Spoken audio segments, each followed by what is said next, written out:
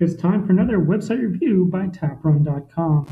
As usual, we'll be evaluating a website based not upon how it looks, but on how well it pitches its wares. Today's website, Google Fi. And as a technical person, I have been in eager anticipation of this product. I am very excited to see how this website works. So let's take a look. In the main page, we are welcomed with a very simple statement, a new way to say hello. And in a way, I kind of like this. There's a simplicity to it. A new way to say hello, it probably has something to do with communication. Unfortunately, it could apply to almost anything. In fact, many of Google's current and former products could have easily used this phrase. And when I say many, I'm not exaggerating. Think about it. Gmail, Google Voice, Google Hangouts, Google Buzz, Google Wave, Orkut, YouTube, Google Video, or Google Plus are just a few that come to mind. Nevertheless, I am willing to continue on, so let's keep going. Project Fi is a program to deliver a fast, easy wireless experience in close partnership with leading carriers, hardware makers, and our users. Now we're starting to get an idea of what it is that's being sold. We may not know exactly, but it probably has something to do with cell phones. And just as an aside, as usual, I am trying to stay away from advice on designing GUIs, but really, light gray on white is a terrible way to encourage people to read your text. Please, when you have text that you want someone to read, make it easy to understand and make it easy to read. In any case, the next step for me was playing this video, and the idea of playing a YouTube video within a YouTube video is just a little too odd for me, but let me say that in the time it took me to watch the video, I learned very little. For the first half, I knew basically nothing about what was being offered, and for the second half, I really didn't learn any much more than that. Frankly, at this point, if I were coming to the website, I would be a little confused as to what was being offered, what the advantages, what the USP is for this product. Why should I care what is being offered? Why should I be interested in opening up my wallet and giving Google money? At this point, I have no idea. But fortunately, I have confidence in Google. And there are three main links on this website: the network, the plan, and the experience. Obviously, Google wants me to read them because at the very top of the page, the network, the plan, the experience. So let's start from the beginning, the network. See how we can use new technology to give you fast speeds, more coverage, and better connections to Wi-Fi. Again, I'm not exactly sure what's being offered, but fast speeds, yeah, those are usually good. More coverage, no one's really complained about having too much coverage. And better connections, well, I don't know what that means, but better usually is better, so I'm looking forward to this. And here we go. Suddenly, we have all of these lines pointing to a cell phone. So I'm pretty sure that this project, this Google Project Fi, has something to do with cell phones. Good. I finally, after looking at the second page of this product website, understand that it has something to do with cell phones. Project Fi uses new technology to give you fast speed in more places and better connections to Wi-Fi. So again, we see the same language. And what pops out to me is this word fast, fast, fast. And we'll come back to this in a moment, but I think this isn't exactly the word they're looking for. But let's read on. Tap into a network of networks. Okay, now I suddenly understand the benefits that are being touted for this product. And believe me, Google made me work for them. As I move around, different networks have different speeds, and I might be able to find something faster than what I'm currently using. Great.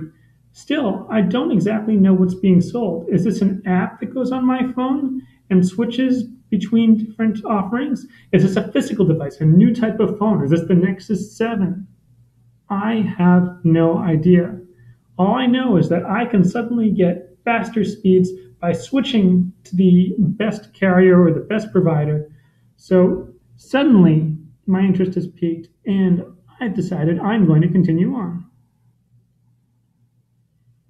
Get access to two 4G LTE networks. Now, for those of you not in the know, 4G LTE is essentially the new generation of high-speed data. And getting access to two on the first blush seems like a great idea. But two is not always better than one. Imagine the offer. You can have 2 pennies or a $100 bill. Which would you prefer? In that case, one. In much the same way, not all carriers are alike. Some of them have a reputation for being unavailable in certain areas, whereas others are. Certainly, I would care much more about the coverage map over the mere number of networks.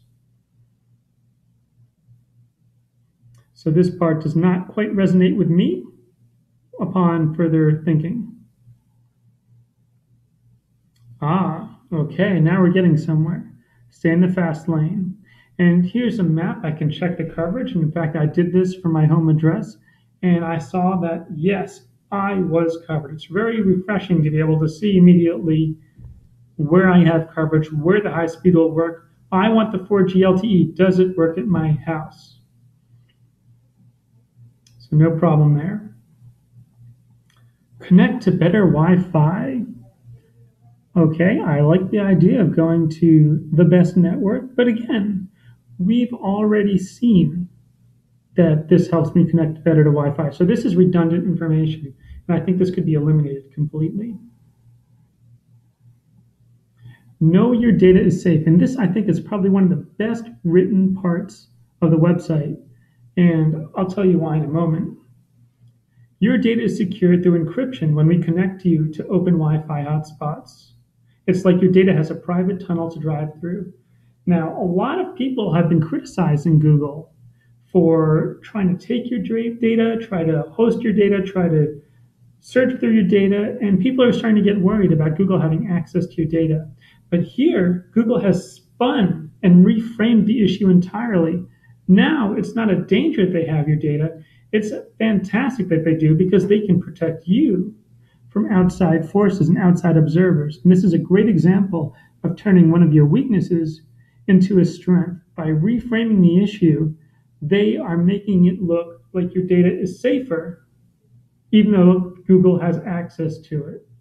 Great job there, and probably a lesson that a lot of websites can learn from.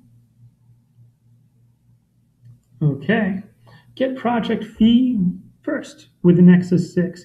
Now, this is another very interesting thing on the website. This is what we, of course, refer to as an upsell. They tell you all about this product, or at least they attempt to tell you about this product, and they say, oh, by the way, you can't have it unless you buy this other product that we offer. So this is a great marketing tactic to, A, increase the exclusivity of the offer, and B, push you into buying a rather expensive phone in order to use this new service. So great job there.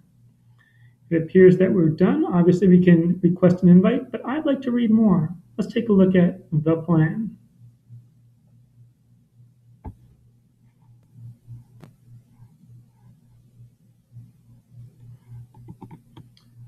Project Fee takes a fresh approach to plans and pricing to make decisions simple and help you save. Okay, great. So now, fast isn't the key word, saving is the key word. Or maybe they're both. Maybe this is the fastest plan and also the cheapest, but I doubt it. It's very unlikely that a product is going to beat all competitors on all fronts, as much as companies would like us to believe otherwise. But let's take a look.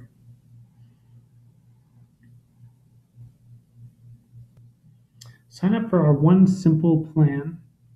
I've got to say, I love the idea of one simple plan. There is something called the paradox of choice, in which people are less happy when given more choices. So the idea of making buying a cell phone plan simple really appeals to me. Let's see how well they do with this. Our plan starts with a fee basics for $20 per month. This includes a variety of options, unlimited domestic talk and text, I probably would have broken these two out as separate items because these are separate benefits that are being given, and they want to point these out. They want to focus on these so that users see how many great things they're getting. Unlimited international text. Oddly, I would group this probably with the text because domestic talk and domestic text, yes, they're both domestic, but they seem separate to me. But domestic text and international text are basically the same thing. We think of them like emails. Texts are text, they should be grouped together. Low cost international calls. Well, that's a nice little benefit over here. I would like to know what the actual cost is, but I assume that we'll be able to look that up elsewhere if we are ready and willing to buy this plan. But again, I would like to have a basic idea, maybe a couple of examples here. Low cost international calls, and oh, we see that this IP address, this visitor that we're getting, is from the US. Here's what it costs to contact Canada, maybe also Mexico, and maybe one example from Europe, France. And Wi-Fi tethering. Okay, this is great that they have it. There's no listing of any limitations here, so I'm assuming that Wi-Fi tethering is included, which is a real bonus. Most organizations charge more for Wi-Fi tethering, so they should probably make a bigger deal about this. This could be one of their competitive advantages. And coverage in 120 plus countries. Again, I would have liked to have known what those countries are. A link here would probably be helpful so that we can determine whether the countries that are covered are the countries that we care about. For instance, I am very concerned about having coverage in the United States of America because I live there. My guess is that it covers the United States of America, but still, it would be nice to check. And here we have a description of the calculation of the cost. I think it's actually irrelevant because we have a nice little calculator here. One thing that I don't understand, however, is that the amount of data, seems to be user configurable. So this doesn't seem like one simple plan anymore. Now I have to pick between roughly 10 different plans because I have to choose the amount of data. And there's no description of how easily I can switch this information later. Can I switch between the 3 gigabyte plan and the 1 gigabyte plan? Can I switch to 10 gigabytes one month, 1 gigabyte the next? Or am I stuck with my choice for my 2-year contract or 1-year contract? I don't even know if there is a contract. In fact, there are many unknowns here, not the least of which is this section here, taxes and fees. I have dealt with several phone companies, and I've got to tell you, based upon my own experience and those of my relatives and my friends and even business acquaintances, the first company that can explain this taxes and fees part and calculate that up front will absolutely crush the market because people hate unknown and unexpected taxes and unexpected fees that can really amount to quite a large amount of the overall cost. Okay, let's see what we have here. Never pay for unused data. That's fantastic.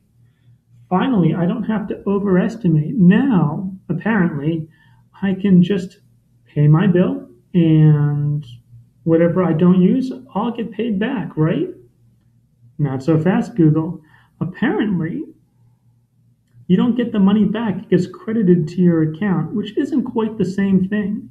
What they should be saying is be credited for your unused data, not never pay. And that's quite the difference. If at the end of the month, my wallet is still out the full amount, guess what? I paid for it. Whether I get a credit or not in the future is irrelevant. I'm still paying. So I always get very upset when the big print doesn't quite match the fine print. And I think Google really would do well to clean this up. An image of being completely trustworthy and completely honest is worth a large amount of money, probably more than they'll get from people who read this part and not this part. But let's continue on. Here we have yet another calculator. It's almost as if the person who did the top calculator wanted to have that included, and the person who wanted the bottom calculator wanted that included. I think a simplification is always a good thing, especially when you're dealing with calculators and GUI widgets and things that take up quite a bit of space.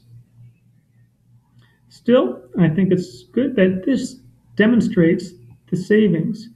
Unfortunately, this actual example they picked doesn't really seem that doesn't really seem that impressive. An $8 change, do you think it's worth most people going through the hassle of changing possibly their phone and definitely their service for a mere $8 a month? I don't know, but I think that their use case could have been a little bit more impressive had they raised the data plan higher, perhaps 5 gigabyte plan. Now suddenly there's a $38 savings, and that makes their offering look all the much more impressive. I think when you're comparing A to B, it's always a great idea, especially when you come out ahead, to make the difference as large as possible. Let's continue on. Okay, pay one rate for data around the world. Sounds great. We've already explained that it's one rate for data around the world in the 120 covered countries. Unfortunately, they snuck something in here, which I think is a little questionable. Right here, data speed is limited to 256 kps 3G. And to put that in non-technical speak, that's about 4 or 5 times as fast as a modem. You know, not a cable modem, one of those phone modems from the 1990s. This is extremely old technology, and people who are used to fast internet and super fast internet are going to be completely upset by this 256 kps. Now, it's not clear to me whether it's US only that is this speed, or the whole world except the US, or maybe the whole world. But based upon what I am reading, I am seeing this as being relatively slow across the whole world. Yet, earlier on, not once, but twice, we were told to think of this as being fast, fast, fast, fast. So the question comes up, what is it? Is this a fast network or is this not a fast network? At this point, I don't know. I'm confused. And as I said in an earlier video, one of the goals for a website designer is to prevent the user, to prevent the reader from saying that one awful word, huh? Everything should make sense.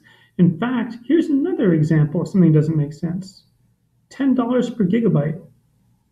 Okay, it seems so simple, doesn't it? Except it's not clear. Does that $10 per gigabyte only cover it when you're using this 3G network? Or does it also include all of the open access networks that you're using, all of the Wi-Fi? Am I paying for Wi-Fi service? I don't know. But it'd be absolutely terrible if I used up my entire cap while browsing on a regular old Wi-Fi network, which Google, frankly, doesn't even have to pay for. So there are a lot of unanswered questions still in my mind, and I browsed through quite possibly half the site. This is not a good sign. Service built around you. And I really like this part because it shows screenshots. But I really hate this part because much of the screenshot is covered and blocked by this green bar. Nevertheless, the idea of simple mobile account management is good. I think I would have liked to see a much better example, a much better screenshot of what it is that I can manage from my account. Can I cancel service? Can I change the gigabytes that are available? Can I change the credit card that's being offered? I assume I can pay with credit card. I still don't even know. A bill that's easy to understand. Here we see that there's no mega brain required to decode my project fee bill.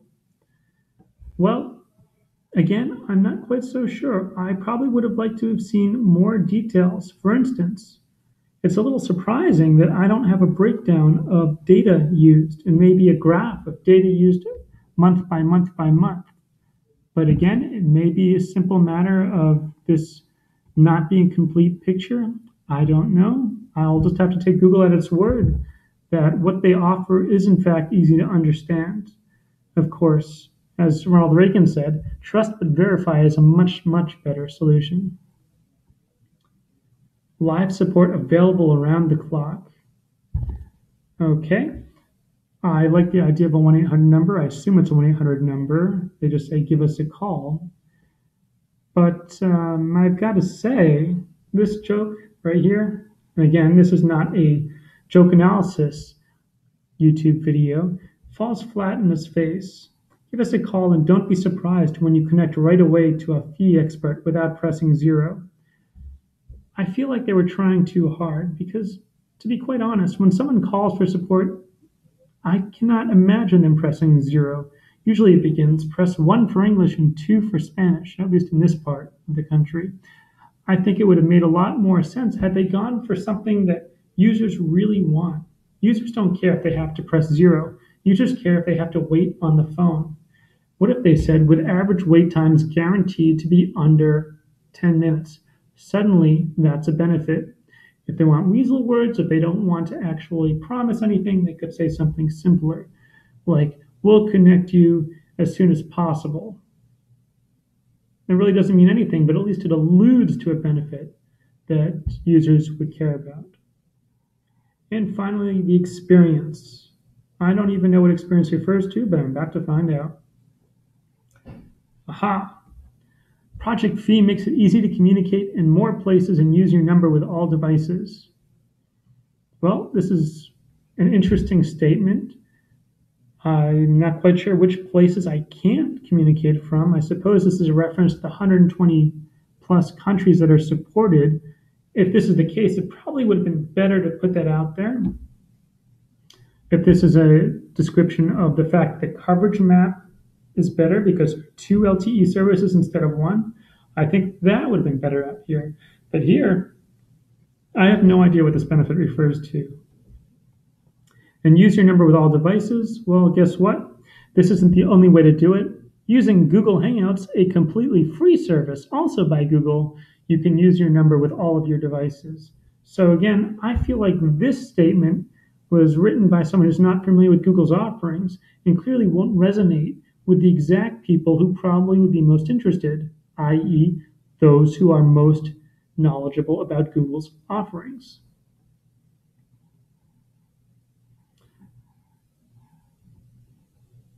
Okay, here we can see we have additional coverage using Wi-Fi. We've already covered this again, so this is redundant. I don't really see the point of this.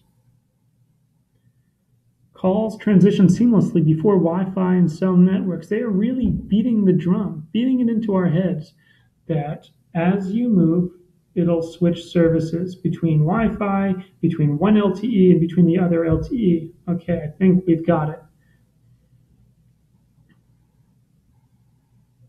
And again, this is a reiteration of what we saw at the top. We can use it with all devices. Nothing much more to be said there. Quite a bit of repetition, I must say, and this could be simplified amazingly. At the end, we can request an invite, and I'm not going to do this now for a variety of reasons. First of all, I don't have a Nexus 6. In fact, I can't imagine anyone who does have a Nexus 6 to be interested in this product. And I've got to tell you, as a general whole, I would have expected a lot more from Google. So let's start from the beginning. Why wouldn't someone with a Nexus 6 be interested? Well, Nexus 6 is the flagship phone from Google. It's the most expensive, the most advanced, the one that's targeted to really hardcore technical people. And yet this is a service that's relatively slow, that isn't particularly cheap, that doesn't really scream technological leader. It screams someone who moves around a lot. So really, I think that the key person that this is targeted to would be travelers or people who don't need a lot of data, in which case they really should be targeting cheaper phones. Whether it's a phone produced by Motorola, which, by the way, Google bought a while ago, or someone else, I can't say. Overall, this site really leaves me wanting more, and not more of the product, but more of the web design team. I have questions which have not yet been answered, and as someone who has looked at the entire site, I am very underwhelmed at the product offering, but also the product description and the pitch. I really want to know what the benefits are. I have to admit that moving between places has never been a problem for me. I don't know how many people it's been a problem to. I suspect if people are concerned about coverage, they will look at coverage maps and probably pick either Verizon or AT&T, one of the main vendors. As it happens, the main website for Google Fi does not mention who the providers are, but I have news for you. It is not AT&T, and T, and it is not Verizon. They are using two different providers which have been known to have smaller footprints. Not to worry, Google. I'm available for consultations. If you'd like me to help you with your pitch, you know how to contact me. My email address is right there. Otherwise, well, you've got a big name. Maybe that'll be enough. Maybe not.